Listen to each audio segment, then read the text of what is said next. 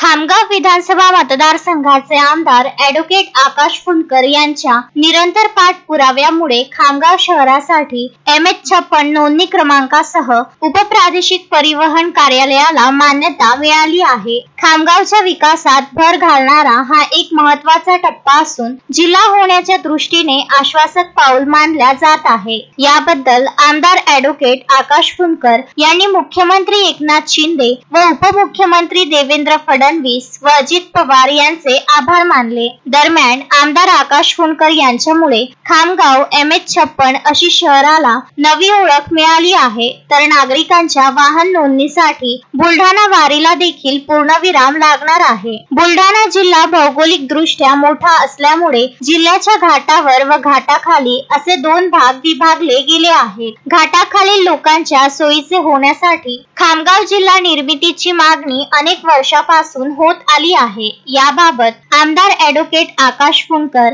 हे अनेक वर्षापासून या मागणीसाठी संबंधित विभाग व मंत्रालयाशी पत्रव्यवहार करून पाठपुरावा करीत होते. दरम्यान घाटाखालील जळगाव, जामोद व संग्रामपूर या तालुक्यातील बहुतांश गावे बुलढाणा शहरापासून 100 किलोमीटर अंतरापेक्षा जास्त अंतर असल्यामुळे वाहन नोंदणीसाठी नागरिकांना हेलपाटे घ्यावे लागत होते. तर बुलढाणा व खामगाव हे अंतर देखील मोठे आहे. त्यामुळे आमदार ॲडव्होकेट आकाश फुंडकर यांनी घाटाखालील नागरिकांच्या सोयीसाठी खामगाव शहरात RTO कार्यालय व्हावे अशी मागणी विधानसभेत 29 फेब्रुवारी 2024 रोजी मुद्दा उपस्थित करीत शासनाकडे केली होती व सतत पाठपुरावा सुरू ठेवला होता. तसा प्रस्ताव सुद्धा बुलढाणा येथील उपप्रादेशिक परिवहन कार्यालयाने पाठविला होता.